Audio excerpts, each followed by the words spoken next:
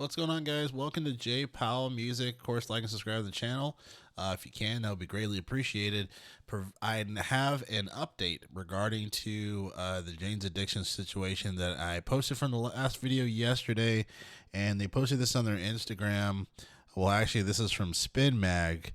So it says here, due to a continuing pattern of behavior and mental health difficulties of our singer Perry Farrell, we have come to the conclusion that we have no choice but to discontinue the current U.S. tour.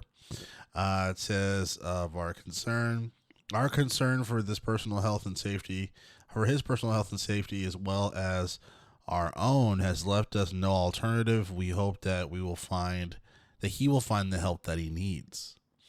It says we deeply regret that we are not able to come through for all our fans who have already bought tickets. We can see no solution that would either ensure a safe environment on stage or reliably allow us to deliver a great performance on a nightly basis. It says our hearts are broken, Dave, Eric, and Steven.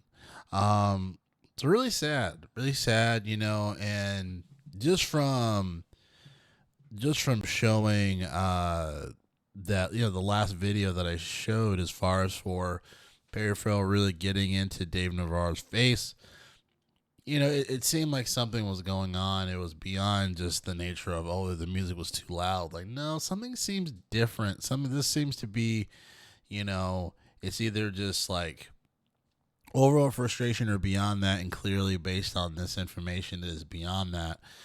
So I definitely feel bad for everybody. Definitely hope that hopefully he can get his that he's able to come back to a point of a better mental health state. It's just you never know when it comes to those types of things, and I will commend the band for recognizing that and knowing, hey, we can't perform with a good conscience when it comes to this, and it's not one of those things where it's like, hey, let's just sub somebody out. It's like, no, because we want the whole band there, and just to be realistic with themselves, saying, guys, we can't move forward, so it is respectable that they came to that solution, that for it to be the best for Peter Farrell and his family.